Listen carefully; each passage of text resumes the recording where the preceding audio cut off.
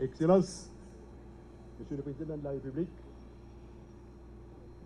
j'ai l'honneur de vous adresser mes vifs remerciements au nom du Haut Commandement et en celui des Forces armées d'Haïti en général, pour nous avoir accueillis au Palais national en ce jour combien mémorable de notre histoire, jour consacré, jour des Forces armées d'Haïti.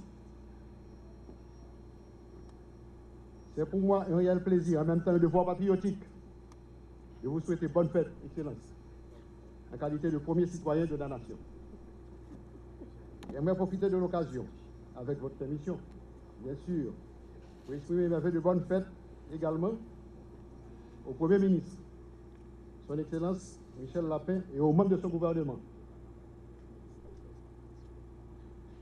au président et membres de la Cour de cassation, au président et membres du Conseil judiciaire,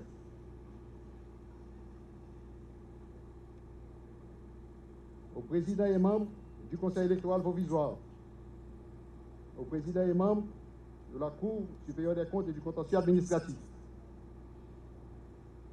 au directeur général AI de la Police nationale d'Haïti et aux membres de son état-major, et à tous les cadres de l'administration publique en général. Monsieur le Président de la République, Monsieur le Premier ministre, distingués invités, j'aimerais signaler au passage la présence du général Chavez, attaché militaire mexicain en Haïti, concitoyens haïtiens, officiers et sous-officiers soldats. En 1803, à pareille date et heure, une ambiance de tonnerre régnait aux portes de la ville du Cap. L'armée indigène, électrisée par son commandant, le grand général Jean-Jacques Dessalines, combinait stratégie et tactique pour arriver à bout de l'armée expéditionnaire, solidement retranchée à Vertières, réputée imprenable.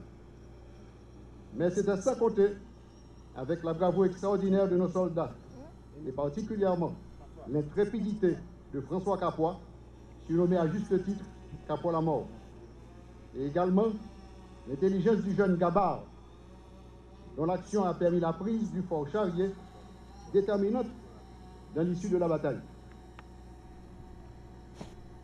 Novembre 2019, nous retrouvons encore un ordre de bataille, mais cette fois-ci, à l'assaut de détritus et d'obstacles de toutes sortes qui obstruent certaines artères de la capitale et ses environs, par l'intermédiaire de notre corps de génie. Et c'est pour nous l'occasion de saluer la motivation, la disponibilité, la bravoure même des jeunes de ce corps, obligés d'affronter des tirs d'armes de tout calibre utilisés sur les barricades, comme ce fut le cas d'Elma 48, d'Elma 32, à Carrefour Fleuriot, et actuellement à Carrefour Marassa et à la Caillet. Fort heureusement, la compensation est de taille, car à côté de la satisfaction d'être très utile, je crois que le crépitement des applaudissements de reconnaissance, par exemple des Madame Sarah qui ont été bloquées à Cabaret, retentira longtemps encore à nos oreilles. Nous ne voulons passer sous silence l'encadrement approprié, fourni en la circonstance par des unités spécialisées dans notre police nationale. Nous leur adressons un salut fraternel ainsi que nos vœux de bonne fête, puisque c'est la fête de tous les Haïtiens. Et alors, notre combat va se poursuivre inlassablement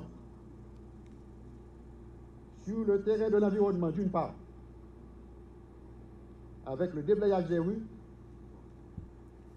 le curage des canaux, la protection des bassins versants, et d'autre part, sur celui du percement des routes de désenclavement.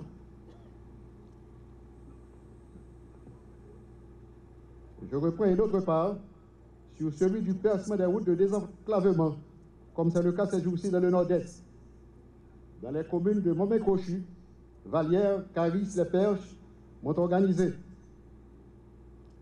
Nous allons nous engager bientôt dans l'agriculture, pendant que, parallèlement, nous nous préparons à couvrir nos frontières terrestres, maritimes et aériennes.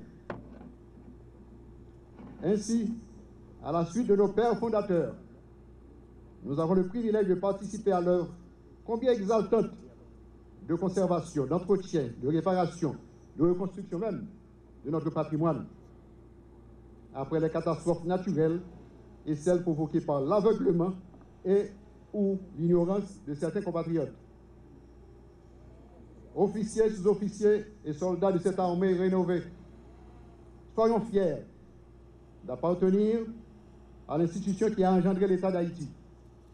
Et à ce titre, il nous incombe d'être à l'avant-garde pour défendre ce coin de terre, le protéger, l'embellir, le vénérer. Comme il nous impose d'ailleurs de cultiver les meilleures relations avec nos concitoyens, nous mettre à leur service, nous sacrifier pour eux, leur faire comprendre qu'en définitive, notre raison d'exister, notre raison de vivre, c'est eux. Oui, officiers, sous-officiers, soldats, si uniforme ça sous nous aujourd'hui,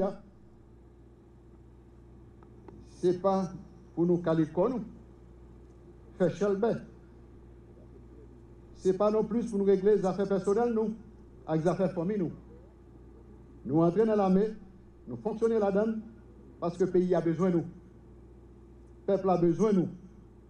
Il a besoin de nous pour nous continuer le travail, nous commencer déjà, et pour nous faire plus toujours. C'est peut-être ça. En pile, nous avec moi, souhaiter pour nous capables d'accueillir un pile jeune dans la mer, qui c'est plus grand l'école, l'honneur, discipline, sacrifice, patriotisme. Comme ça, pays et peuple là, va gagner plus bon serviteur, plus bon serviteur, plus monde qui a construit.